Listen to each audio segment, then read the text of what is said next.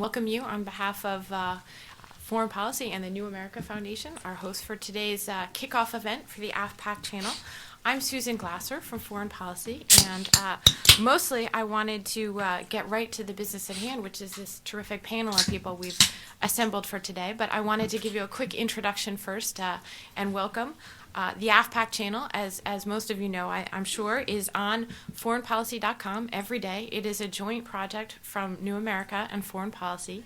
And our mission is very simply just to jump right in and engage deeply and smartly every day in the debate about what's happening in South Asia.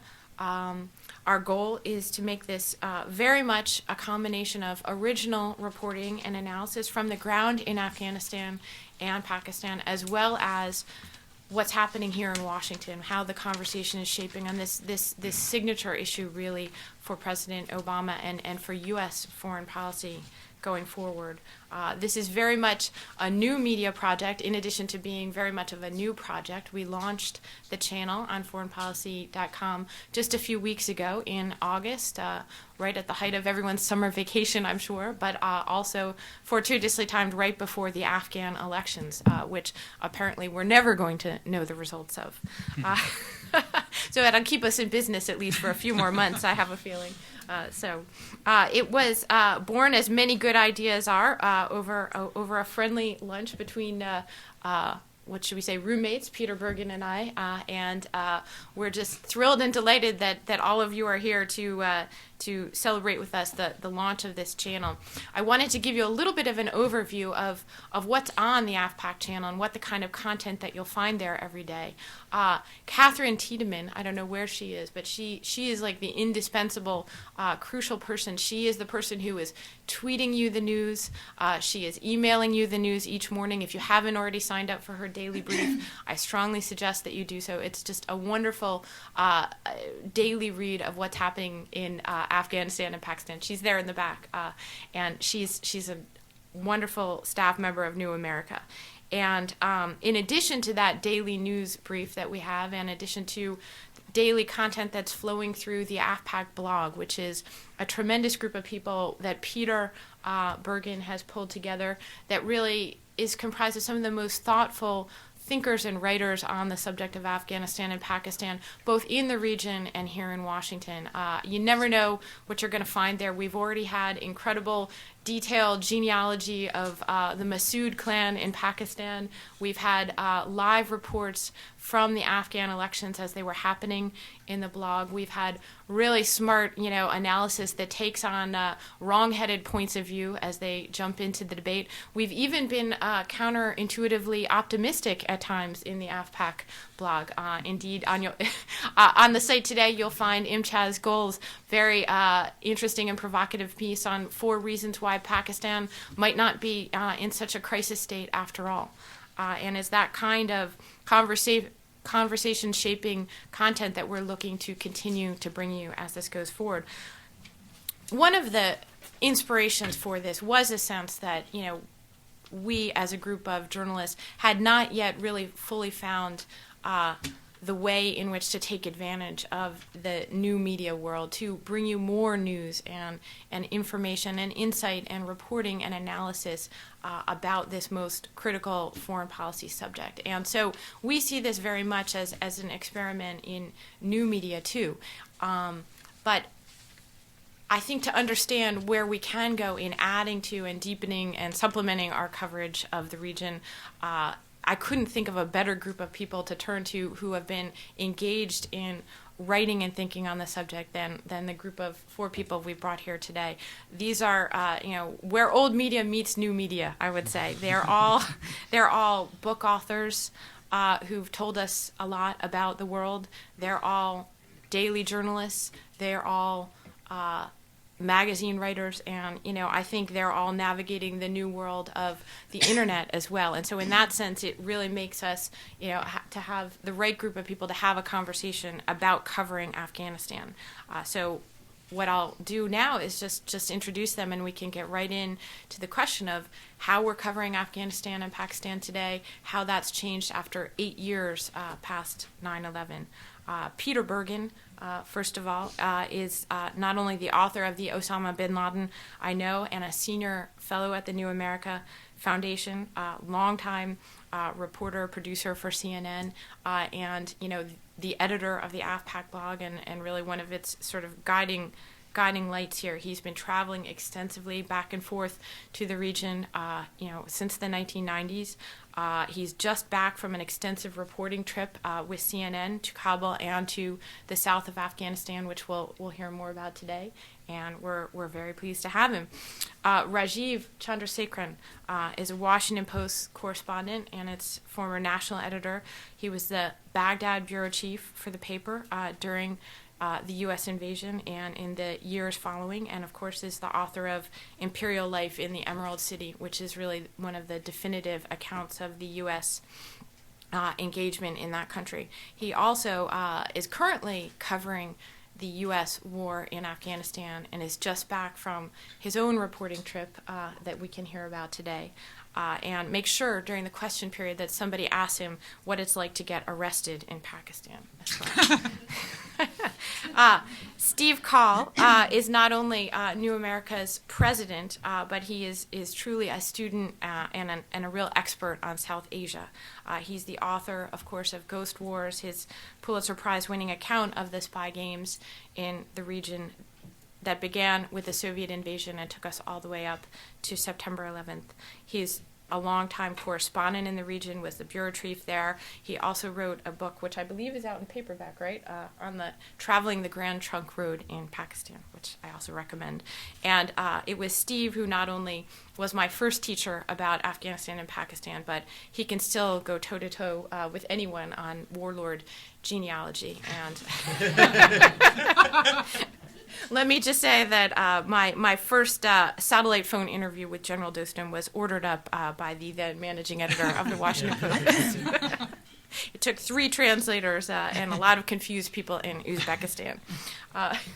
Our moderator for today, I can't think of anyone better than Karen DeYoung, who is the senior diplomatic correspondent for the Washington Post. She is leading the coverage every day of what the Washington policy debate is about the nature of the U.S. engagement in South Asia. In addition to that, she also is the author of a wonderful biography of Colin Powell, which came out a couple years ago, Soldier, An American Story. She also has extensive on-the-ground reporting experience as a foreign correspondent and has her own memorable stories of traveling through and I believe spending 6 months in Afghanistan in the early 1970s when a time before war overtook that place. And she's actually seen the statues of Bamiyan while they still existed. So with that, I will just leave you to the panel and thank everyone for participating and thank you all for coming today.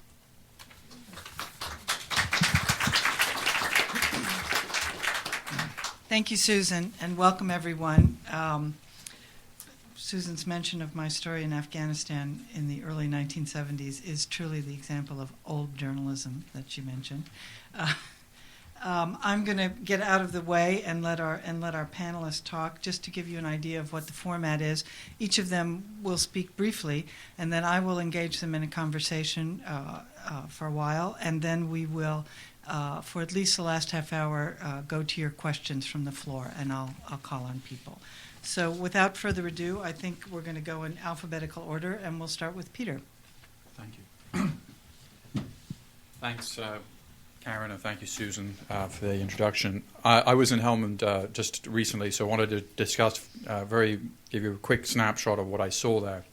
I went there with considerable trepidation because, I mean, you read the news reports, it seemed very dangerous. And according to an assessment by the Afghan National Army in April, 60% of Helmand was controlled by the Taliban, and the other 40% was at high risk for Taliban attacks. So it seemed quite dangerous. I only went to one particular area, Nawa district, it was a relatively safe situation. It was not at all what I expected. According to a senior Marine officer that we interviewed, of the 13 districts in Helmand, only one is now controlled by the Taliban. Now, of course, there are lots of caveats you have to put to that. The Taliban are still a pervasive presence. IED attacks are a major problem. There isn't really a front line.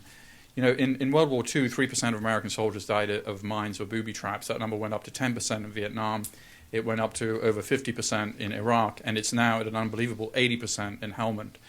So it's a war that is shifting and very difficult to kind of get your hands around in Helmand.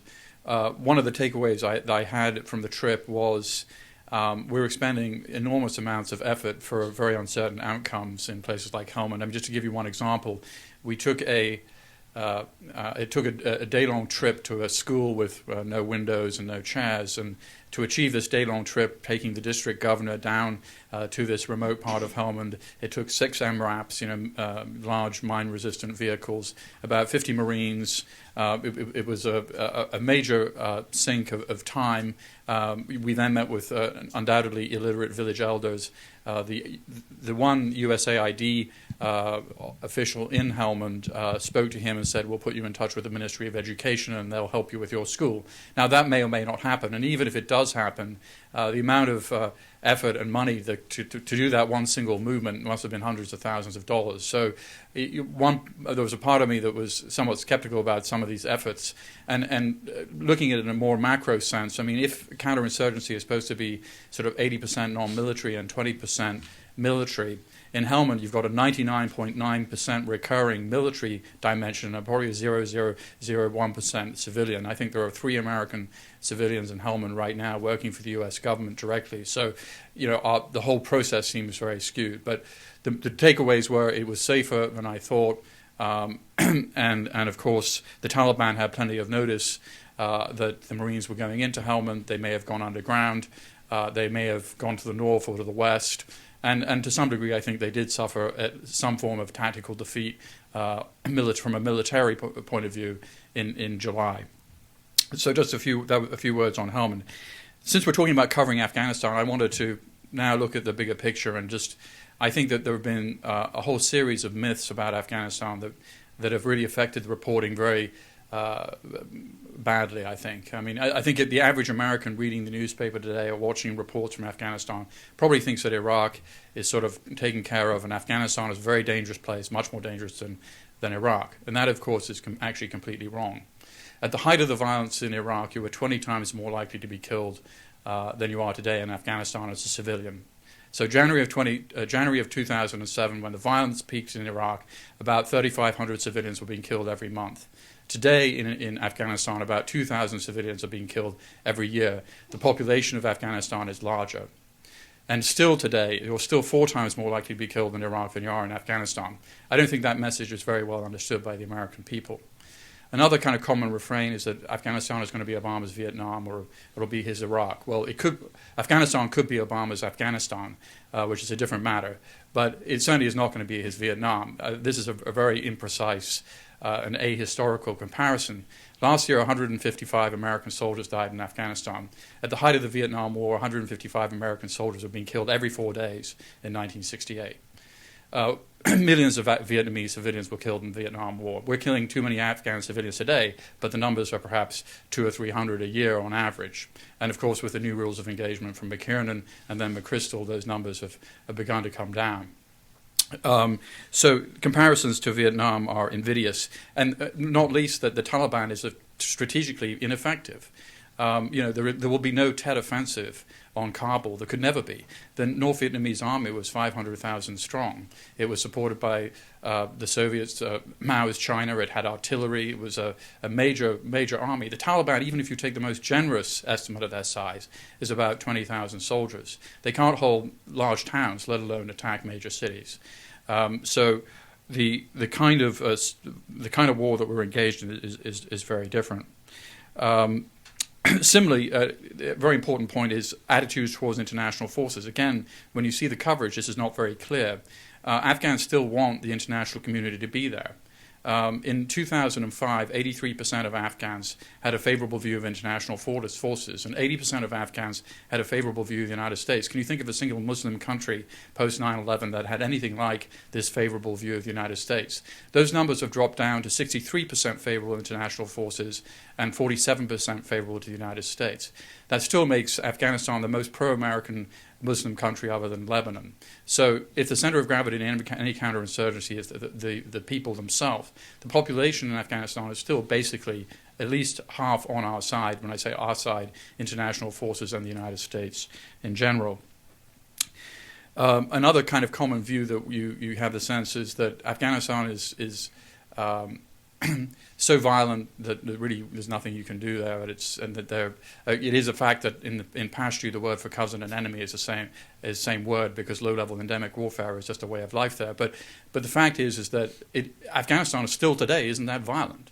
You are more likely to be murdered in the United States in 1991 than you are to be killed today in violence in Afghanistan, which is something I think that most Americans, again, would be very surprised by. The murder rate in the United States in 1991, 24,000 Americans were murdered in a population of 260 million. As I mentioned earlier, 2,000 Afghan civilians getting killed in the war in a population of around 30 million. So it was basically more unsafe to go to New York City in 1991 than it is to go to Afghanistan today. Again, I think something that Americans don't really understand from the coverage. Just final thought on some of the positive trends in Afghanistan.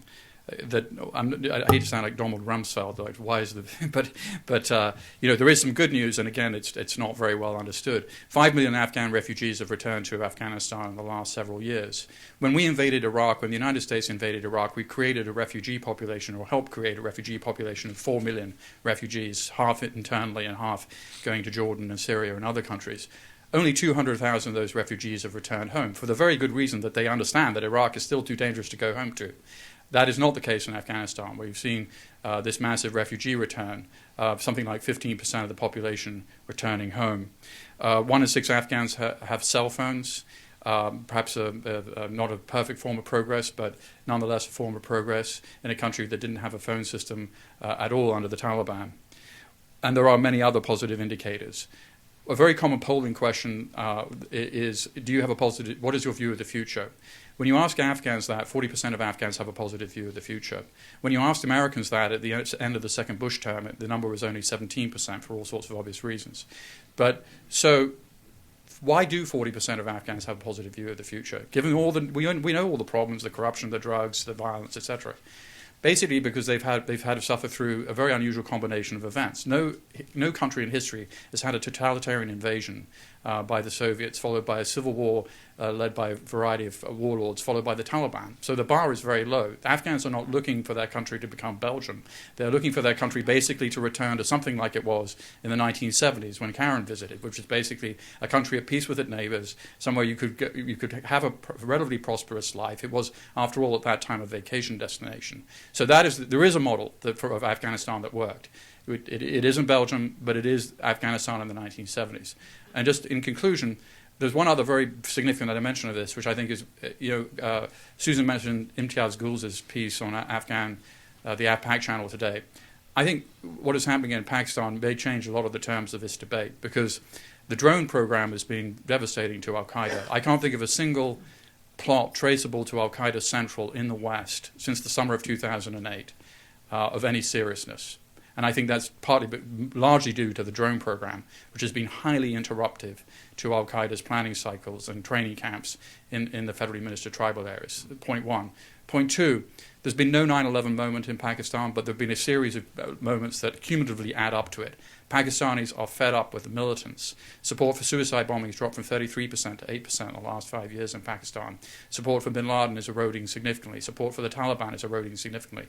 The Pakistani military operation in Swat was something the public was very much behind. It was not seen as part of an American war led on terror. It was seen as something that we're doing for our own reasons, and the political establishment, the public, and the military are all sort of on the same page about this. And I think this changes the terms of the debate, because let's say we waved a magic wand over Afghanistan tomorrow, and it was all perfect. Of course, if Pakistan remains the headquarters of al-Qaeda and the Taliban, it doesn't really change the situation in Afghanistan very profoundly. But if indeed the Taliban and al-Qaeda are taking huge hits in Pakistan, as they are right now, that is very good news for Afghanistan, and something, again, that I think the coverage perhaps should be perhaps clearer about, because that is a sea change from 2 years ago.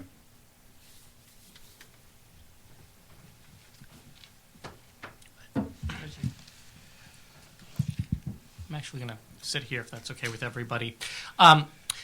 I've just returned last week from 2.5 weeks in Afghanistan, a trip that took me to Kandahar, Kunduz, and Kabul, and I'll talk about each of those briefly here. I'm not going to advance right now any sort of broader meta points about Afghanistan, but I think that each of these different places and my time there led me to some interesting conclusions, some of which I'd like to share with you today.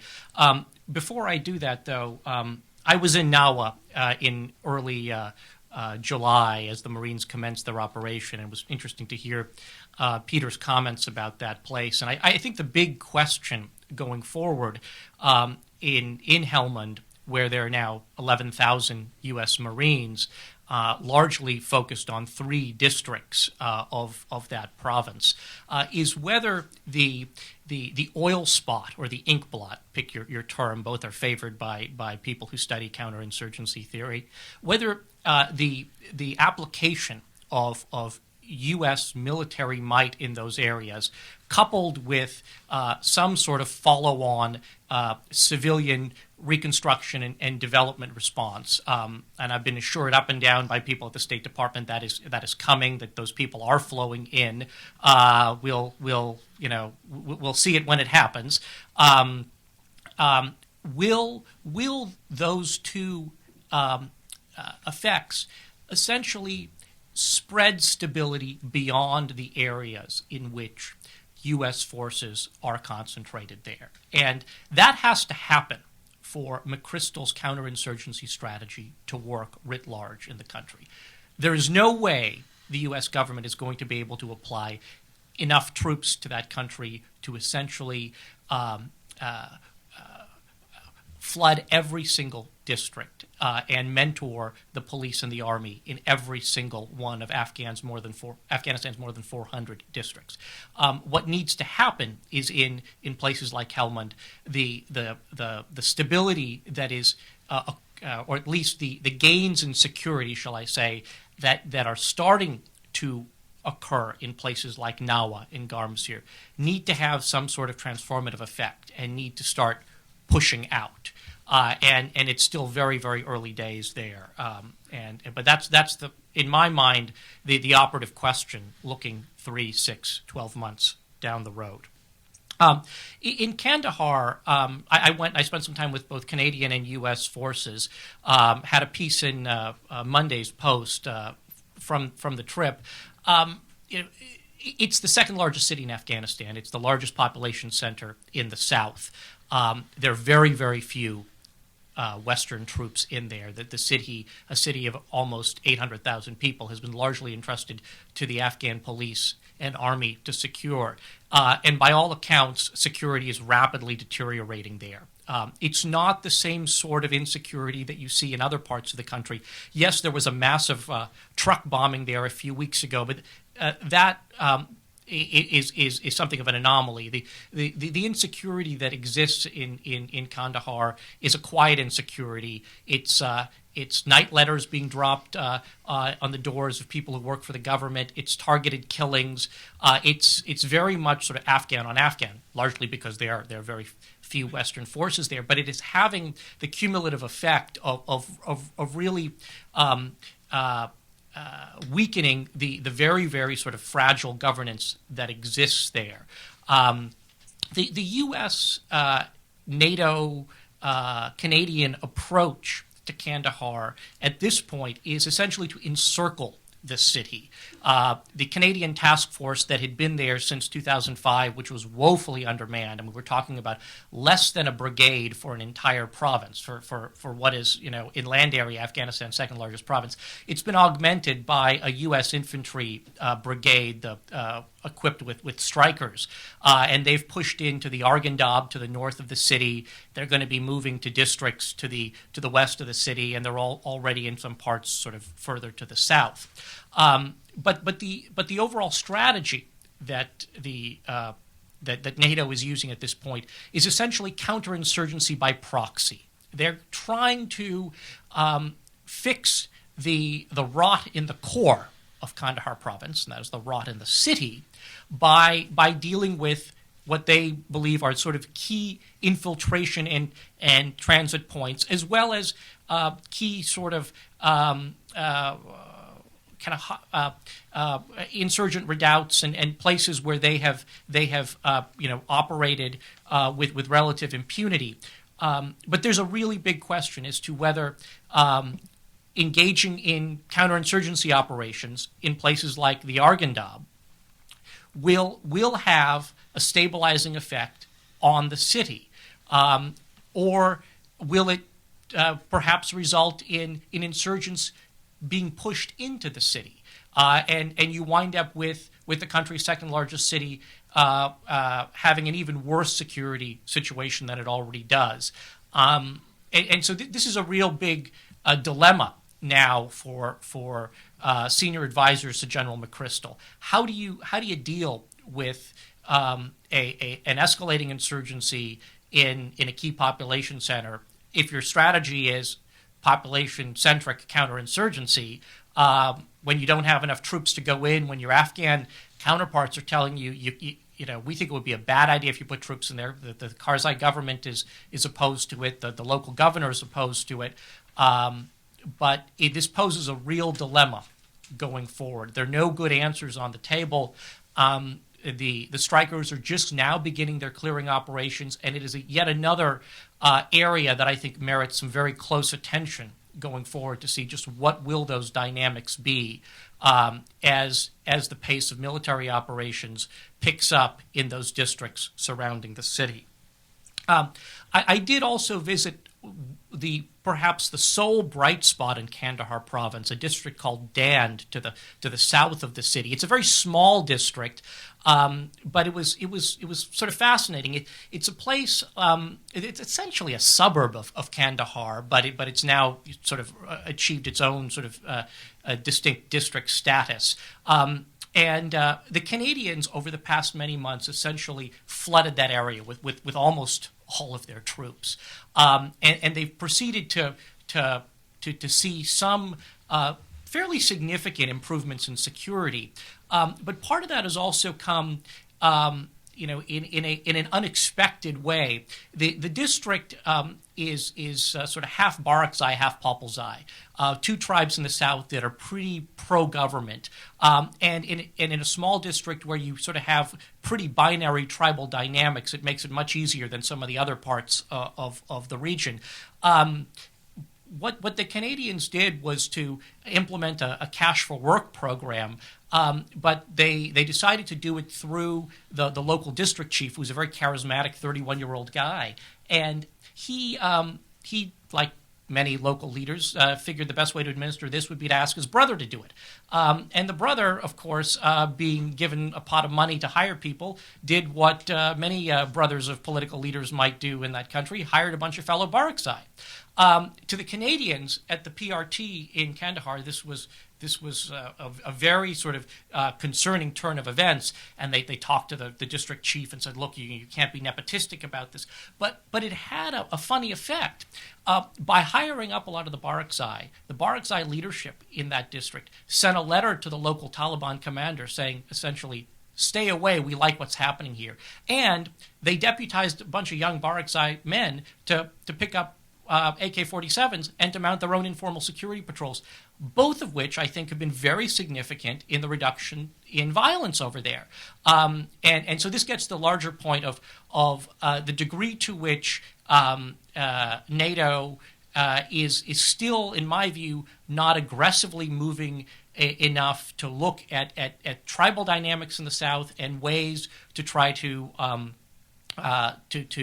exploit them. Short of a full-out sort of let's create a bunch of warlord strategy. Just real quickly on Kunduz, much has been reported about the airstrike. If people are interested, you can certainly ask me about some of my reporting up there. The one key takeaway, though, was something that actually had very little to do with the actual decision to bomb those fuel tankers. While I was up at the German PRT in Kunduz, a German officer remarked that 3 miles beyond the PRT in any direction, it was essentially Indian country. and I was just really struck by how significantly the conditions have deteriorated up in the north. And part of this obviously has to do with the economy of force up there in terms of ISAF personnel, but I think it also has to do with the way the various nations who do have troops up there actually go about engaging in their security responsibilities. And there's a lot less sort of foot patrolling, a lot less of more standard counterinsurgency strategy being applied up there, and still a lot of just driving around in big up-armored vehicles, meeting Afghan leaders in the safety of forward operating bases, and much less sort of population-centric engagement that you might find in parts of the East and the South.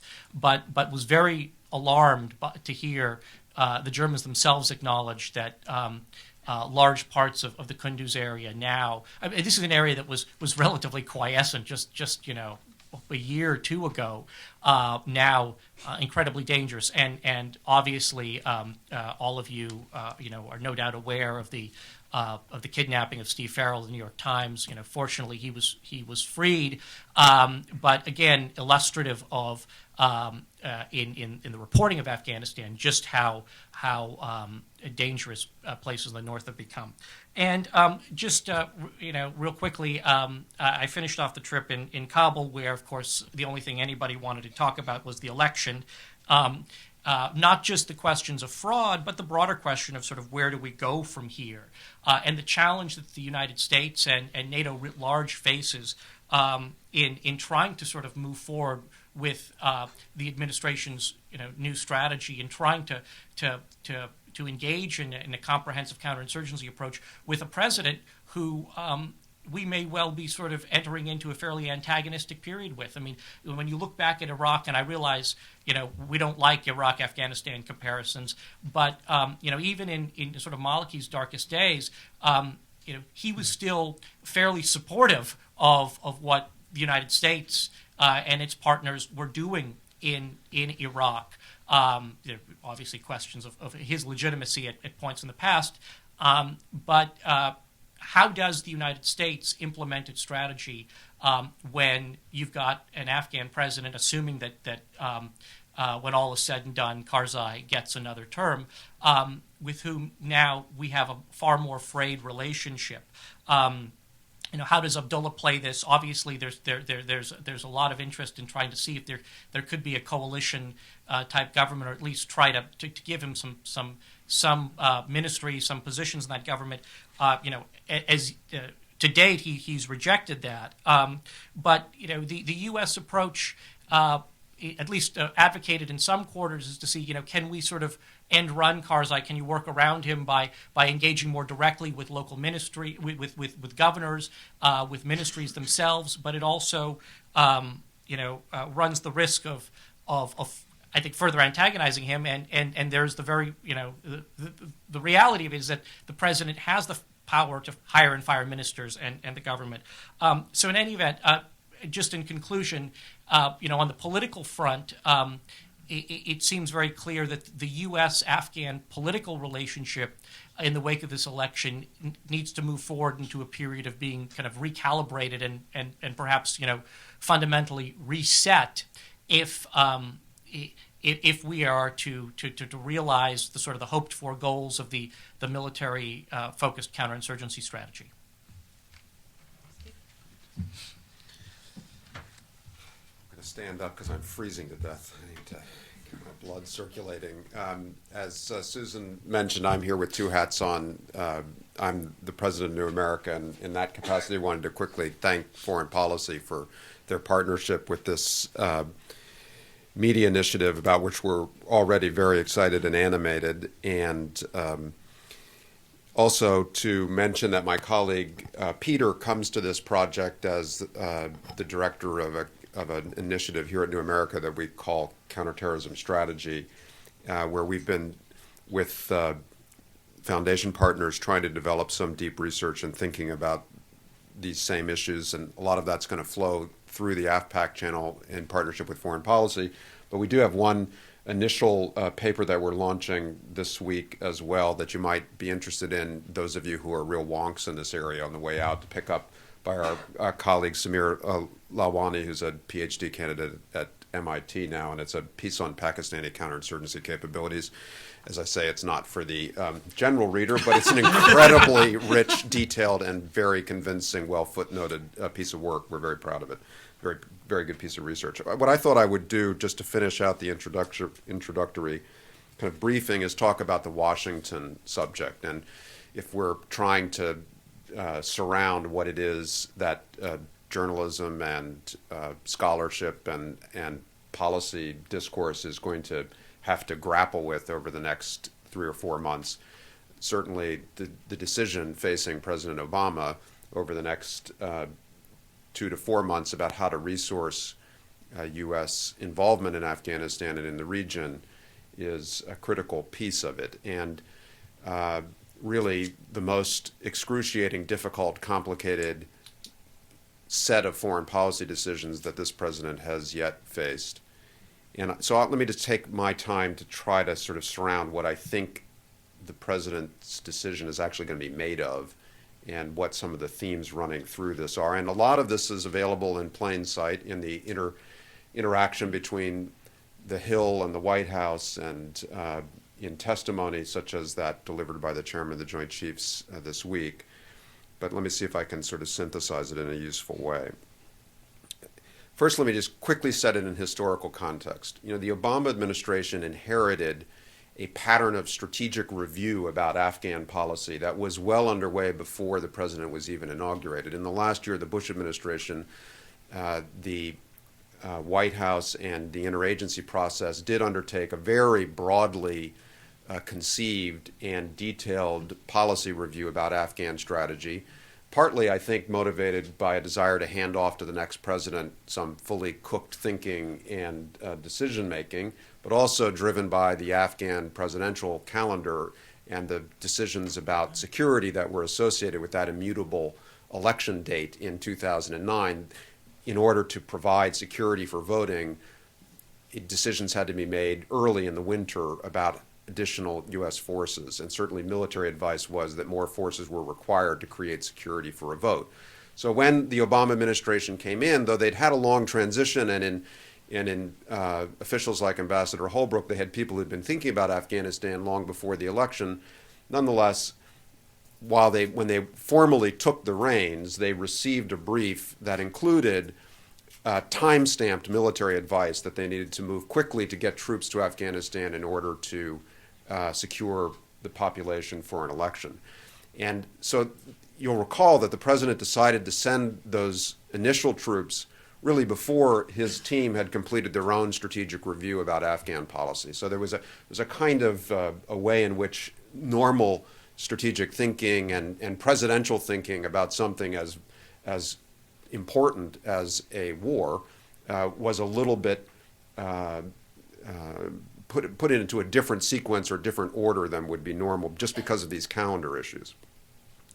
Obviously, the team did come in. They came out with their briefing in April, and in many ways, the president's decision now is simply a follow-on to a strategic review that was completed, that he did endorse, and the principles that he announced then, he continues to speak about in public, and it's a little bit difficult to imagine that at any time in the next few months he's going to swerve very far away from the principles that he announced in April. But there's now quite a lot of detail and strategic thinking that is nonetheless going on in a kind of second generation, and the election has created entirely new circumstances, political circumstances in Afghanistan, and of course the domestic political environment in the United States has become much more unfavorable from the president's perspective, and there's much more skepticism both in Congress and in the population about the war.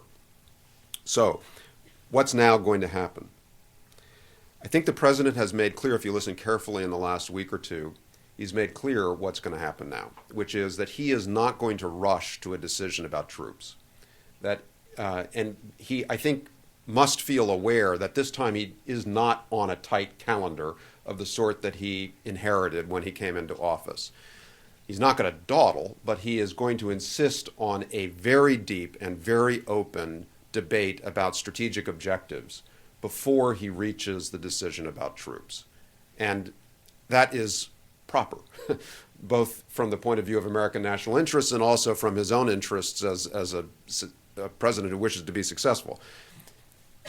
The troop decision has to be set against strategic objectives that are clearly understood, that are realistic, that are flexible, and that are widely enough distributed inside the U.S. system so that everybody from captains and colonels down in Kandahar to general officers at the Pentagon to civilians at USAID to diplomats at the State Department understand what the objective is and who is the enemy and what is the attempt to defeat or convert or otherwise subdue the enemy. Because I think right now, if you went to Afghanistan and you asked,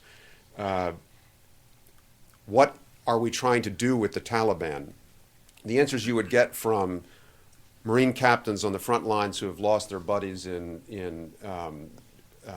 IED attacks, to their battalion commanders, to the commanders in Kabul, to the civilians in the embassy, to the regional diplomatic strategists at Foggy Bottom. There's a lot of diversity in how people even see the Taliban or even how they define American objectives and American strategy. And I think one of the opportunities in this policy debate now is not to decide, and it's much too reductive to think that this policy debate is about more troops or not more troops. It's really about means and ends. With the ends part first, what are the objectives of U.S. policy in the region? And then if those objectives require additional resources, what are those resources and why do we think that is the right match between ends and means? And of course, that's not only about troops. As Peter mentioned, it's also about civilian resources. It's also about regional resources in Pakistan and Afghanistan and so forth. Now, so I think what's going to happen is that there is going to be a very vigorous debate, discussion over the next 6-8 weeks-ish. Some of that will occur in public. It's already starting in the Congress, and some of it will occur in the councils of the Obama administration. But they'll all be more or less the same debate. And I thought, and I think that this is useful because it will, as I say, break a pattern of decision-making and assumption about the war to date, which has been, to some extent, controlled by military timelines and inherited military doctrine, the assumptions of counterinsurgency and the need to, and I think all of this will now be re-examined. And if it's re-embraced, it'll be re-embraced from a more sort of thoroughly considered perspective. So let me just finish quickly by talking a little bit about this debate and what I think it will be, where it will become specific.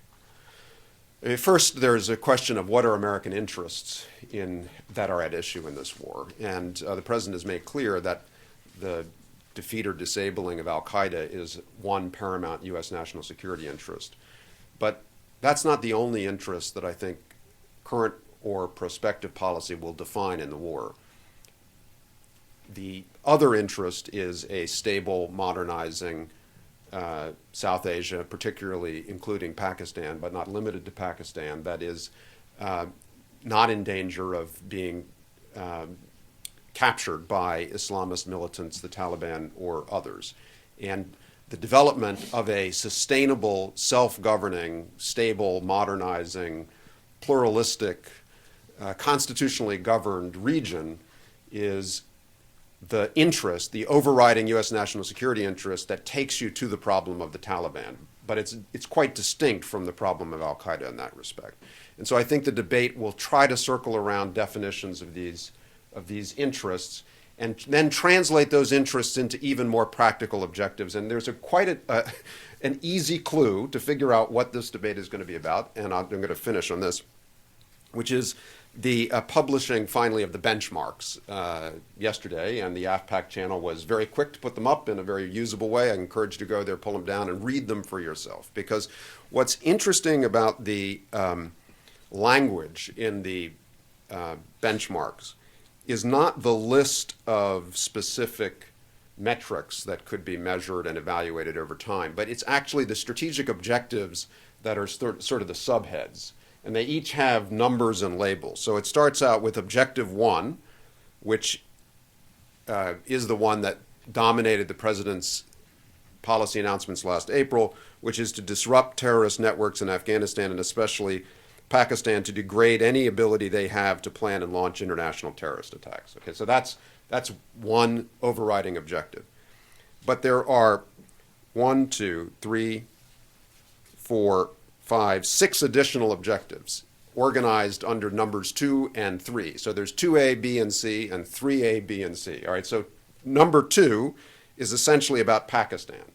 And if you read the language of what American objectives are in 2A, B, and C, they are almost entirely uncontroversial. They are essentially the pursuit of a stable Pakistan, one in different ways, one that is not dominated by the Taliban or al-Qaeda.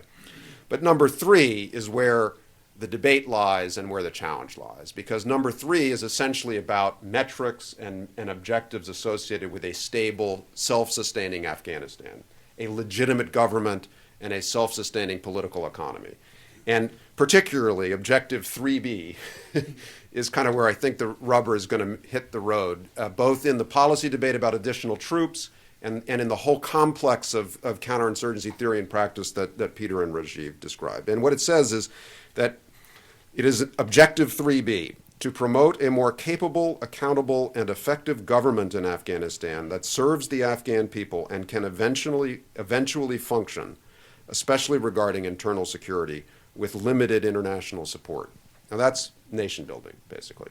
And now before that nation building objective, there is a Afghan security force objective. We want to build an Afghan army that's capable of watching after its own borders and its own internal security problems. I think that's also uncontroversial, essentially. It's not going to be a subject of debate. But when the president is faced with a decision to commit as many as 20 or 30,000 additional American soldiers and Marines to this war in pursuit of the vision of a self-governing, legitimate Afghan state, that's where the, I think, decision is going to be hardest. And when you hear the chairman saying, Mike Mullen saying, probably more troops are necessary, I think partly that conditionality is about what are the agreed objectives and what is the role of troops in resourcing those objectives. And I don't think that conversation is finished yet, but I'll leave it there.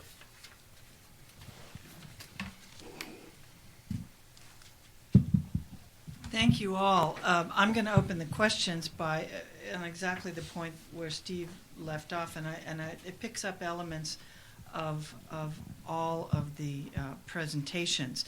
The Obama administration, starting in March, when the president outlined his strategy, he basically set, as Steve said, one paramount objective, and that was to dismantle and defeat al-Qaeda and prevent them from establishing a base of operations again in Afghanistan that would allow them to launch attacks against this country and its friends and allies. The strategy now on the ground is clear, hold, and build. They haven't done a lot of building yet. If you, as you go through this debate, decide that because of the political situation in Afghanistan, because of political imperatives here, that you have to abandon one of those objectives, that you say we're going to clear the Taliban, but we actually cannot establish a government that will allow us to build in quite the way that we had intended. Can you continue with a part of this objective without continuing with the others and still hold true to the strategy that the president outlined? In other words, can the president start to backtrack in a way that still allows him to continue to build the force and to maintain the congressional and public support for the kinds of resources that will take? Yeah, I think in practice you have some space there rhetorically and politically, and in terms of the communication that you're undertaking in the region. There won't be any daylight that would open up out of this review. But what I mean is this. The announced strategy already makes clear that American objectives are to build Afghan security forces by 2012-ish that are capable of allowing the United States to move from a combat role to a supportive role, which is exactly the narrative that happened in Iraq. And from, I'm sure, the point of view of the American calendar, 2012 is a potent year. Most of the technical advice is about sort of 2013 to 2014, but in any event, it's roughly trying to buy enough time to build an Afghan security complex that is connected to an adequate Afghan government that allows American forces to move from frontline combat to supportive roles. So if that's the basic objective, then it's not about building an Afghan state forevermore, but it's about the relationship between clear, hold, and build and that kind of transitional project. How much stability can you create with the resources you have? And do you really need more resources in the form of American troops for a temporary period to achieve that objective? And when you debate that question, then you reach a question that I think each of Peter and Rajiv highlighted in the kind of ground truth way that they saw in the South, which is, how are you certain that additional troops are stabilizing rather than destabilizing? Because if your objective is to get to that future, then you better be sure that you don't choose means that actually cause that goal to recede. The alternative is not pull out and go home. The alternative is to hold what you have done and to define the work program much more much less by the book of counterinsurgency force ratios and much more toward an achievable transition and regional stability and so forth. And if you were to do it, you might then want to talk about, are you really making the scale of investments in Pakistani stability that are consistent with your definition of what is really at issue? The debate is always about Afghan investments because those are the ones we can easily control, whereas in fact there's a recognition that the greater weight of interest is on the other side of the border, but there's not as much of a debate about that. Just going from that point, Peter, to the question of this tipping point, and whether nation building is the goal, or we're going to have to pull back on that. Is it enough? Did you see, for example, in Helmand, did you see the possibility of building the kind of stability and the kind of economic infrastructure that and governance infrastructure that everybody says is necessary in order to permanently keep the Taliban out there? Did you see that happening at a rate that's survivable, that's viable? I mean, just to give you one statistic that I think is pretty telling about Helmand, the female literacy rate in Helmand is 1%, and the male literacy rate is 8%. So, you're talking about a situation where villagers don't have bicycles, forget about motorbikes or cars. This is a very, very poor place. So, that is a very large rock to roll up the hill, some sort of nation-building project in Helmand. But just to build on a couple of things that Steve said, it's very important to recognize that in Iraq, which is a country which is much easier to control from a topographical point of view, is a smaller population, smaller in size. The Iraqi security services are more than 600,000 now, the police and soldiers. Afghanistan is still only 150,000. So obviously our exit strategy is the Afghan National Army, the Afghan National Police. One of the problems, and something I learned from Rajiv's reporting in Helmand, was there were very inadequate numbers of Afghan soldiers in Helmand. And we learned, I think, from the World Bank just now that 90% of Afghan soldiers are illiterate, which is not necessarily the end of the world, but this is going to be, building up the Afghan National Army is going to take some period of time. And one other point on this is, one of the reasons that we can say, the president sold this essentially as a counterterrorism strategy, but what we're doing is clearly a counterinsurgency. And so, but he wasn't lying to the American public when he said these things. The American public isn't going to buy nation building. They are going to buy an anti-Al-Qaeda strategy. But we've already tried doing this in a very ineffective way. We've already done just the counterterrorism strategy. We had 6,000 American soldiers in Afghanistan in 2003. It's the size of the police force in Houston. Just a completely inadequate number. Now we're doing something slightly serious. We've already tried doing nothing in Afghanistan. We closed our embassy in '89. We pulled out. We zeroed out aid. We got the Taliban and Al-Qaeda. Then we did it on the cheap, and we got what we paid for. We got the Taliban back, this time morphed it together ideologically with Al-Qaeda. So I think one of the reasons that we can say with some certainty this is the right approach is that we've already tried the other approaches.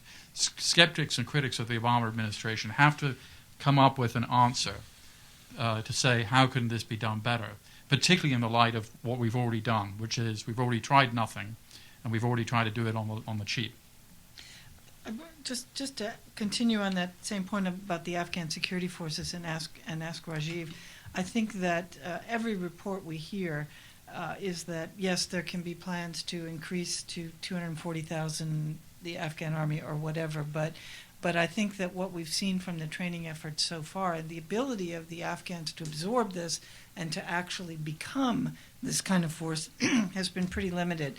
You talked about the Barakzai around Kandahar. A lot of people here have been saying, trying to draw these parallels between Iraq and Afghanistan and saying we should do what we did in Anbar.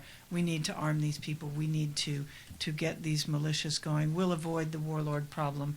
Do you see that as something that can be extended to other parts of the country? Is that an active strategy in the minds of U.S. commanders there? I think it's very clearly in the minds of U.S. commanders. They definitely want to do things like that. The problem is that it's much, much harder to pull something like that off in Afghanistan. And it's not going to be one Sons of Afghanistan program. It's going to be small. It's going to be geographically and tribally focused. You essentially would have to do sort of separate programs in all the districts that you want to have something like this. And you can't have a sort of an umbrella overarching national approach just because you're not in Iraq. It was binary. It was Sunnis who faced an existential threat from Shia militiamen decided to turn to the United States for support, and we bought them off. And there was while there are sort of tribal dynamics in Anbar, they were subordinate to the sectarian identity, whereas in Afghanistan it's the tribal identity that's paramount. There has been a pilot program in Wardak province called the Afghan Public Protection Force, and depending on who you talk to, you get different assessments of it. I mean, the official sort of U.S. military, U.S. government line is that this has been pretty successful. It's helping to improve security in a couple of districts there. But what people don't say publicly, but do talk about privately, is that this is incredibly resource intensive. It's taken a huge commitment from U.S. Special Operations Forces in Wardak to pull this off, and to pull it off in like 3 districts. It's very slow. It's taken months to get these things up and running. And so McChrystal's advisors don't necessarily see the Afghan Public Protection Force experiment in Wardak as a model for what they might try to do elsewhere. There were a couple of sort of local security force experiments that were tried in some parts of the East during the election period, and now they're sort of assessing whether these things worked and what lessons there are to be gleaned from that. The Marines down in Helmand are itching to be given the freedom to try their own thing.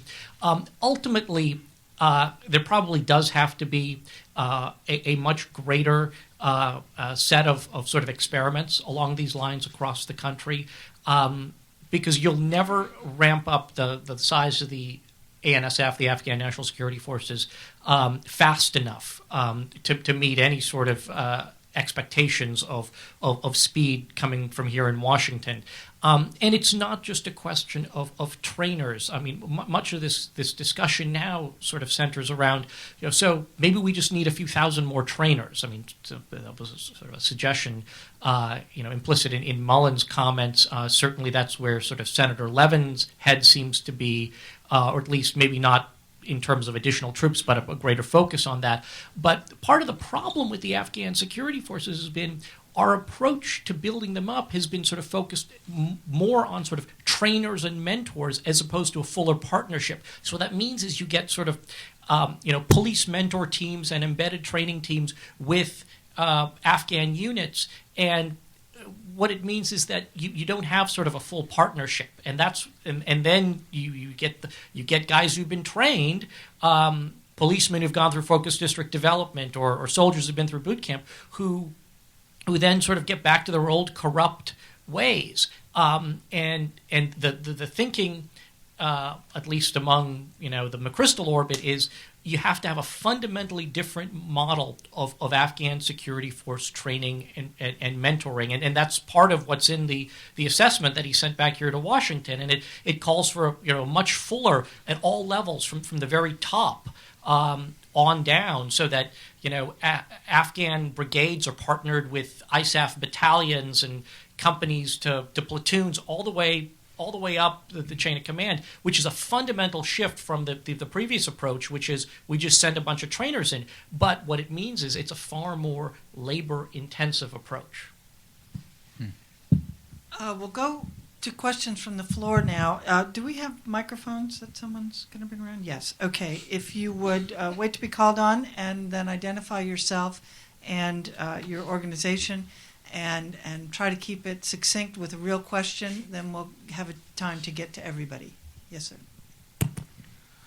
My name is Cami Butt. I write for the Pakistani Spectator, and my question to Steve is that, Steve, do you think that Obama administration is being more thoughtful toward its foreign policies toward Pakistan and Afghanistan? And my question to Rajiv and Peter is that, since you know Pakistani situation intimately, do you think that if there are some better politician in Pakistan that we American can support? Because currently Pakistani think that we are throwing $1 billion toward Mr. 10% and some of his guys, and they are transferring this money to other countries, and eventually poor Pakistani would suffer. There was a ISI guy in Washington, D.C., and I asked him this question, the comparison between Bush and Obama. And he said, I asked him the question that if he knows that current Pakistani ambassador in Washington, D.C., has said in his book that Pakistani army used Islamic terrorism as an important instrument to extend its foreign policy objective in Central Asia, in India. So I asked ISI guy, how come, they let this guy appointed in Washington, D.C., who has said so many negative things about Pakistani army and ISI. He told me this Hussain Haqqani, the current ambassador in Washington, D.C., doesn't have clearance from Pakistani army and ISI. What happened that when Musharraf was in very weak situation... Let's let them just answer your question. Let's let them answer your question. We get it. Okay, we got it. Okay, so please. American forced Musharraf to appoint this guy. Yeah. So Okay. I mean, Bush administration foreign policy was stop. very Time shallow. out. Time out. Let's let them answer your questions. Was there a question? Yeah, I think that, look, I rather than getting it, the Obama administration is still learning about Pakistan and has inherited a really complicated set of challenges. I think that the entire American national security system, and most notably the sort of permanent military and intelligence services, learned a very hard lesson about Pakistan in the 5 or 6 years after 9/11. The Bush administration did invest its policy in Musharraf during a time when almost all of its energies and creative thinking were directed at Iraq. And it was only late in their administration that they discovered what a poor choice that turned out to be. I think there's no illusions in the U.S. system anymore about how complicated a security and foreign policy. There are very few illusions in the U.S. system about what a complicated and security policy challenge Pakistan presents and how limited American instruments are. I think there's an understanding that there there is no quick fix. I worry a little bit about the return of the cults of personality, and this general is the one who's going to deliver profound systemic change in the attitudes and performance of the Pakistani security services. But even that danger is less acute than it used to be, because there's a recognition, in effect, the United States, in a very complicated way, is in Afghanistan waging a proxy war against its most important major non-NATO ally outside of India. So we're in effect waging a proxy contest against our own ally, and it's taken all of the years since 9/11 for the full nature of that problem to seep into the U.S. system, but I think it's pretty well understood. The problem is understanding it is not the same thing as being able to change it. Does other of you? Okay. Yes. I am Ahmad Masti Khan, and I am with the American Friends of Balochistan. I fail to understand American love for Pakistan. Maybe it stems from the Jesus teaching, love thy enemy.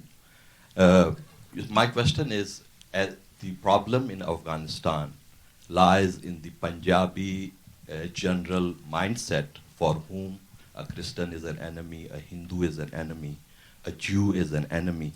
Pakistan does not share the strategic objectives of the ISF or the US in Afghanistan. How can you achieve peace? Yeah.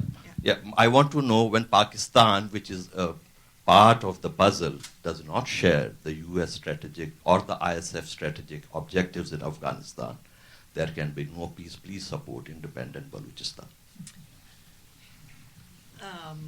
I think there wasn't really a question there, so we'll go on. Yes, way in the back.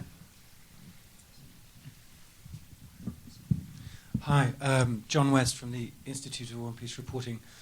I'd like to ask the panel about their views, particularly Peter and Rajiv, who've been there recently, on the shape of an Afghan state, central as opposed to some degree of federalization. It seems to me from those benchmarks, just hearing that 3B, perhaps the most problematic word in it is A.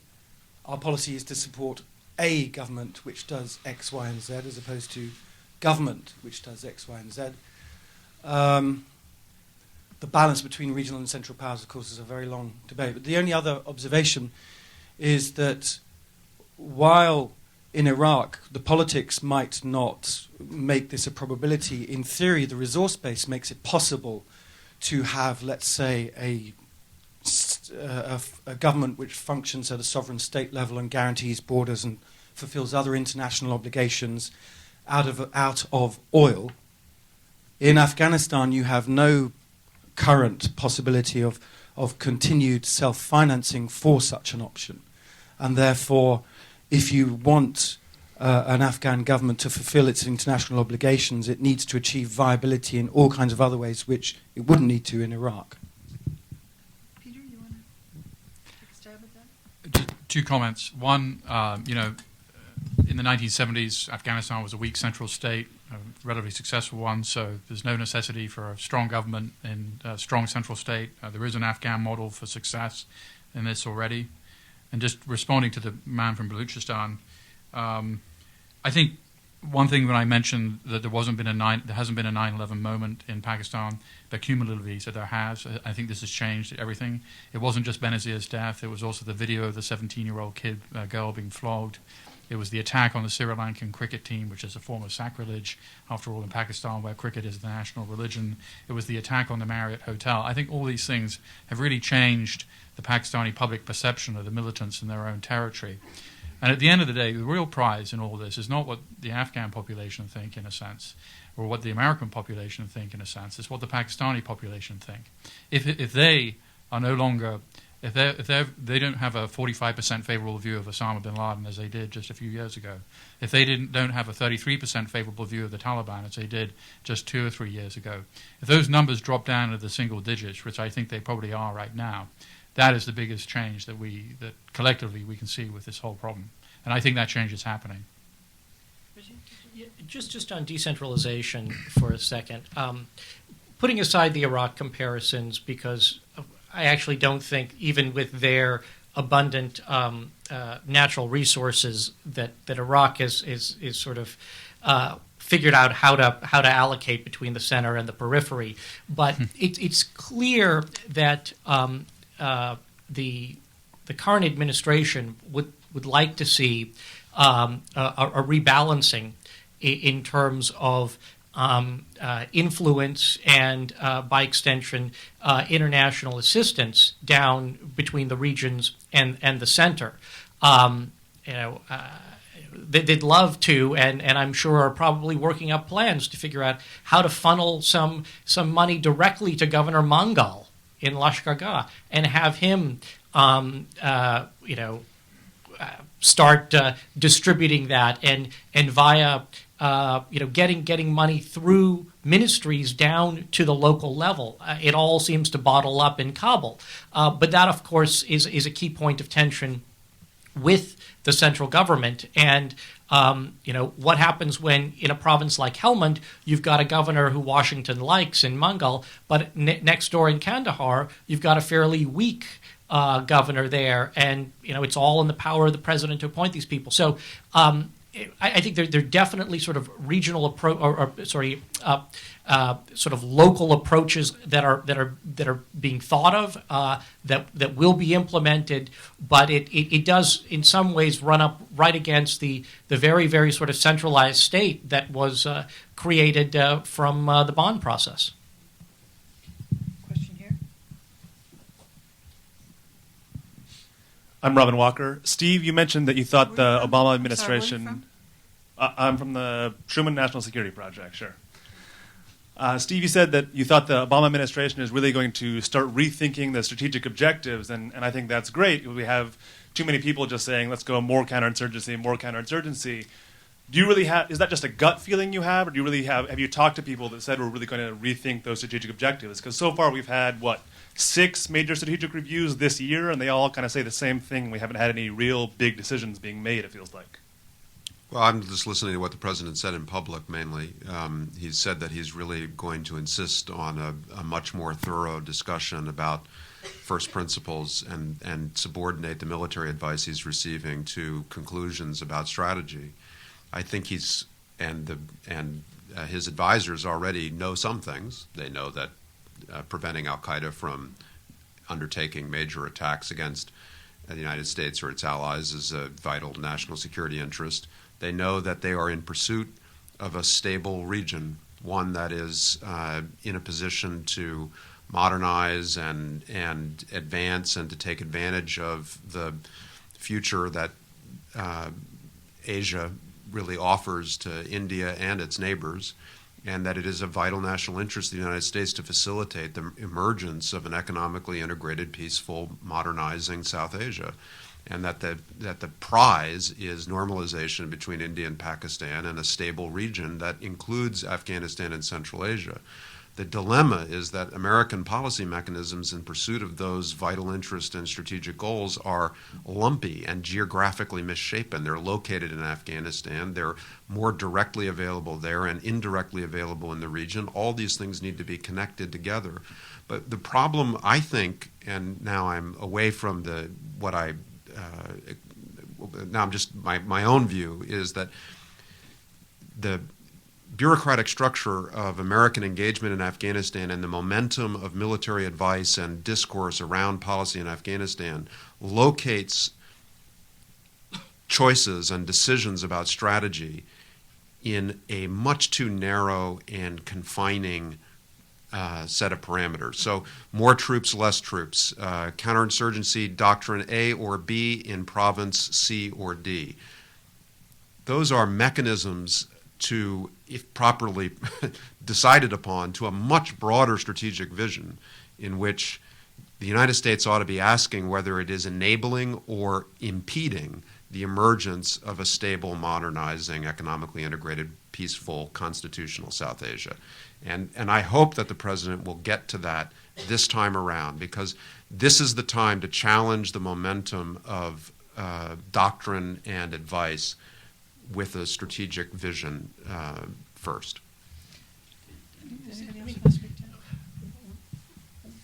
We may well be getting into,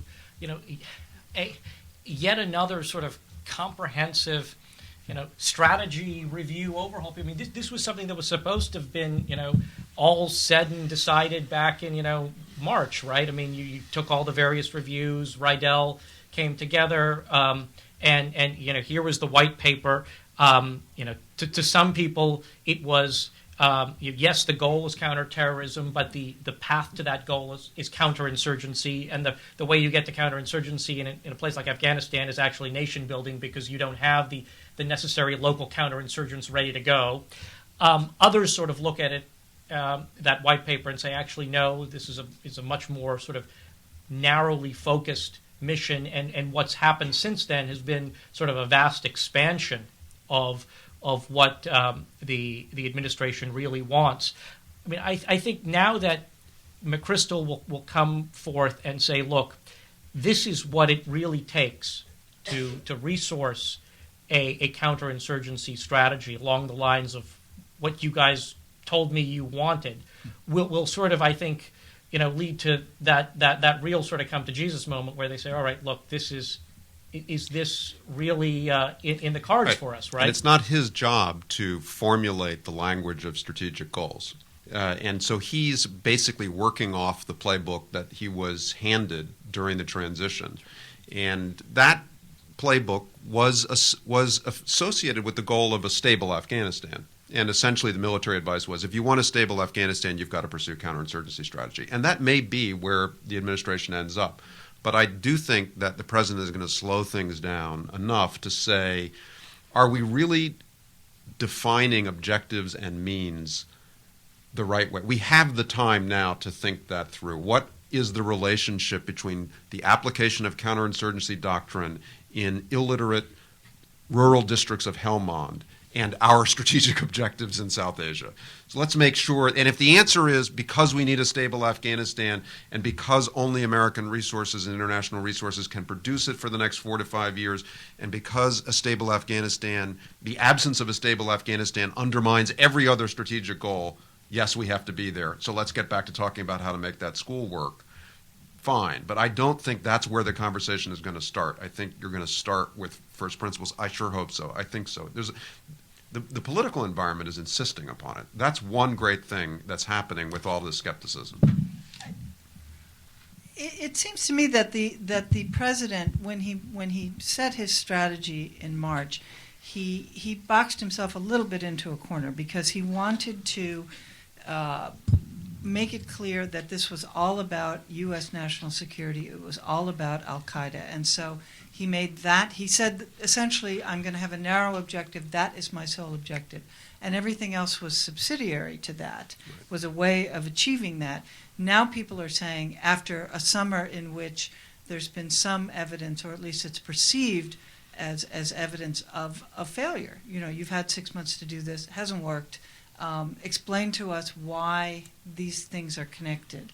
And in fact, they are connected in the way that you've just outlined, but it becomes a very difficult explanation to make under the kind of political and timing pressure that they're under right now. I think that's right. I think that look, it's always hard to work on language and strategic communications when your audiences are as diverse as sort of Dhaka on the one extreme and swing state Arizona on the other, and you're trying to find language that works for everybody. And they were in a hurry, and they ended up with basically least common denominator language, and I think it has been a little bit imprisoning. But look, that's why you have the bully pulpit.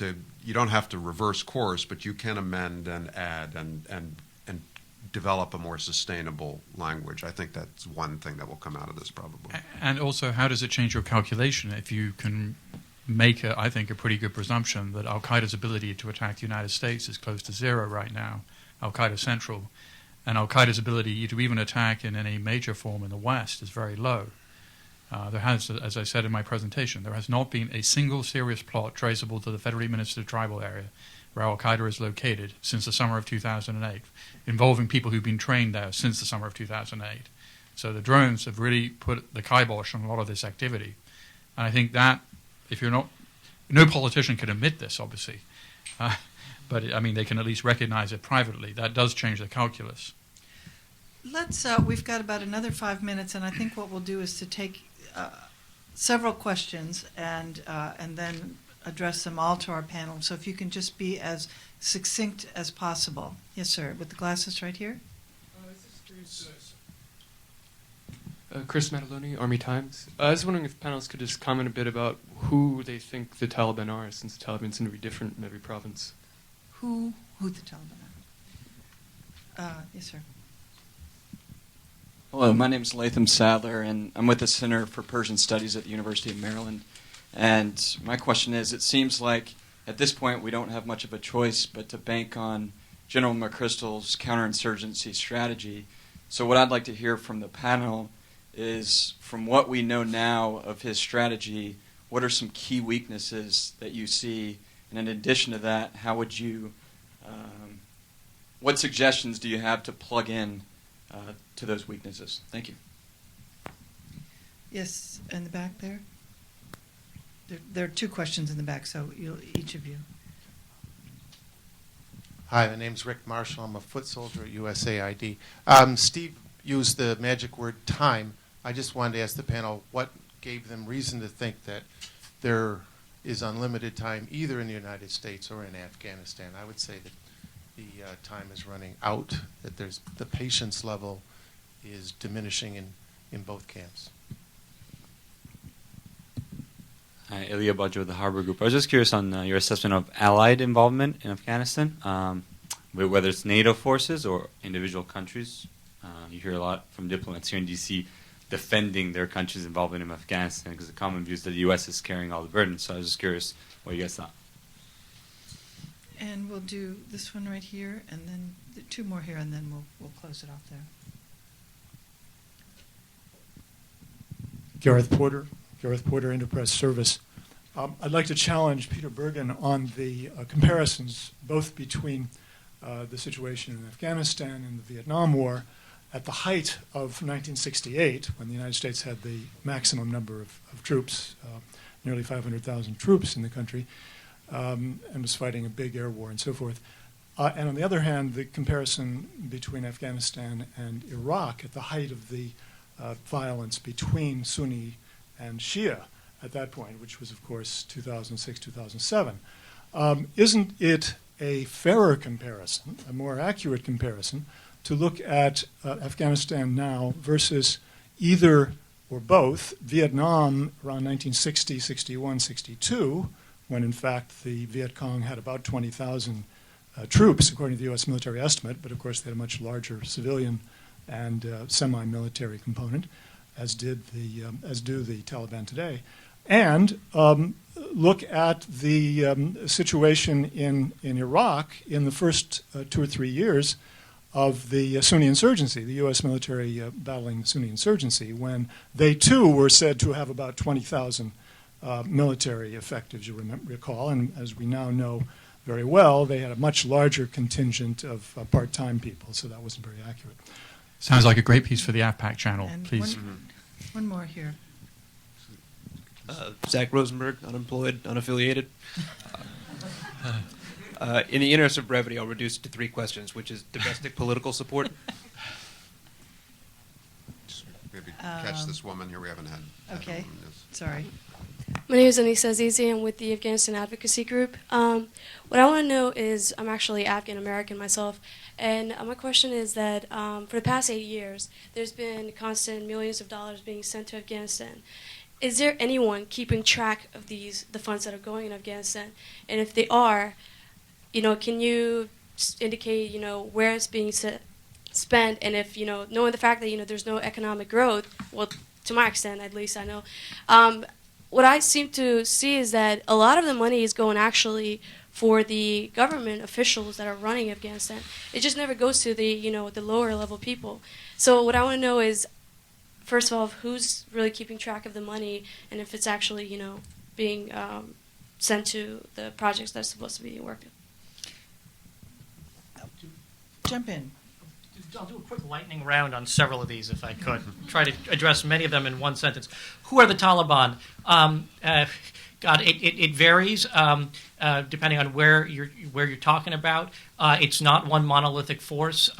Obviously, you have some individuals who see themselves as allied to the Quetta Shura, others to the Haqqani network. We use the word very imprecisely, and it's really a collection of a number of different actors with some with similar agendas, some with their own unique agendas. But it's also worth noting that an awful lot of the individuals who are laying IEDs, participating in ambushes, are not sort of super duper hardcore Wahhabist individuals. They're otherwise unemployed Afghans who are getting the proverbial $10 a day to be a member of the Taliban. Weaknesses of McChrystal's coin strategy. I think one big one is the question of civ-mil integration. The strategy really calls for a significant role for civilians in reconstruction and development, in pursuing good governance and fighting corruption. Big questions just on sort of the pace of the civilian uplift there. But more importantly, are we getting the right civilians? How closely are they working with the military? And are the civilians focused, largely on reconstruction and development stuff? Or to what degree are they actually out trying to work to deal with the biggest issues that concern Afghans, which is corruption, poor governance, and working not just with carrots but with sticks? Allied involvement. What I'll say is I think, and this is an assessment that's shared, let me say it's the assessment of senior people at in the U.S. military. The Brits and the Canadians have done some fantastic work. Canadians obviously shorthanded. The Brits have some pretty primitive equipment up in Helmand, but the assessment is that they've been fighting hard. They don't have these caveats that are restricting how they're engaging in counterinsurgency operations. Obviously, a lot of concern with the folks up in the north, the Spanish, the Italians, the Germans. One bright spot for those who sort of look at coalitions and international involvement. Lots of good things being said among the Americans in Afghanistan about the French in the east in Kapisa province, fighting under U.S. command and actually fighting. People saying great things about the French. And money being spent real quickly. There is a special inspector general for Afghan reconstruction, but to date, they've really been looking at, are the forms being filled out correctly? Or, is the money that was supposed to go to this project actually going there? Nobody's looking in a comprehensive way as to the actual sort of, rationale behind some of these multi-billion-dollar development programs and whether it's achieving the strategic effects that they were hoped for. And obviously the answer is most of these things have not achieved much strategic effect whatsoever, but not a whole lot of attention being paid to that. Peter, you want to talk about the Vietnam?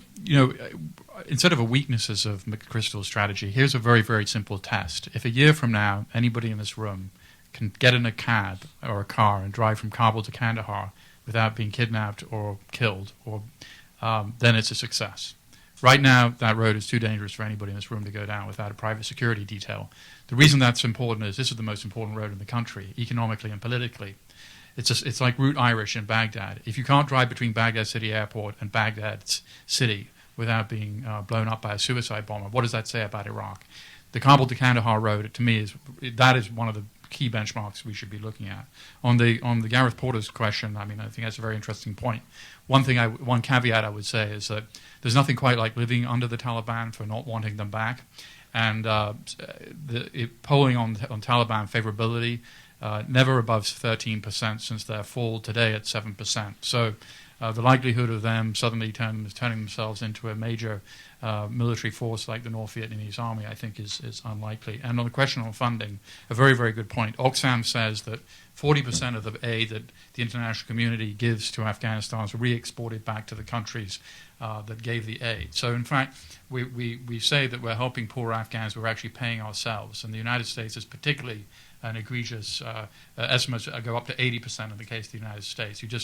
It's back offices, it's vacations, Western-style salaries. New York Times calculated that a bearing point contractor was $500,000 a year. This is in a country where a teacher is making, $20, $30 a month. By the way, that road from Kabul to Kandahar that you can't drive down today, we built it. I think that leaves quickly. Anybody want to say anything about domestic political support, or I think where we can end is the question of time running out. Yeah, I'll very clever, Karen, very clever. Just one comment on the other list of questions about the weaknesses in counterinsurgency strategy. I think counterinsurgency is as much political theory as it is military doctrine, and the theory is to secure a population and connect them to a steadily legitimizing government. So one obvious problem in the application of that theory to Afghanistan today is the absence of a legitimate government in Kabul after an election riddled by fraud. Now, it's possible to construct such a government out of unity, opposition, and electoral reform processes. There are very important governments around the world that have had very bad, fraudulent elections recently in Kenya and Nigeria. They remain allies of the United States. There's a toolbox for how to create unity around the process of electoral reform and kind of wash away some of the stain of fraud. But that's really, really hard work, and it also depends on the cooperation of the opposition leaders. I'm not sure how easy that's going to be to construct, and I think the Obama administration would be wise to sort of resource its recommitment to Afghanistan realistically after determining what sort of political scene is actually going to be there. Right now, this is a story that's not finished, the question of the government's legitimacy. And then finally on time, I think in the United States, the president can win adequate political support for almost any strategy that he is likely to announce. But he will almost certainly depend heavily on the Republican Party to do so, which creates obvious political complexities for him looking ahead. And I think that the United States population, while understandably weary of long overseas engagements and expeditionary counterinsurgency wars in the midst of the worst domestic economic crisis since the 1930s and an unemployment rate that's headed to 10%, nonetheless is a population that will be resilient under presidential leadership for at least 3 or 4 years. And that doesn't mean that the poll numbers will be very pretty or that there won't be political consequences. But the United States does, I think, recognize that in the unfinished narrative of al-Qaeda's attack on September 11, 2001, the continued fugitive existence of the leaders who carried out that attack, and for other reasons, there is still American interests in this war. They're skeptical, I think, not fundamentally about whether or not we have interests in that region, but whether or not we have a sensible program to align our capabilities with our interests and objectives. And I think that skepticism is actually going to make whatever the president does better than it would have been otherwise. Thank you all. I invite you all to the AFPAK channel where you can get answers to these questions and many others on a regular basis, and I hope some of you are even contributors to it. Thank you to our panel, and thank you for your good questions.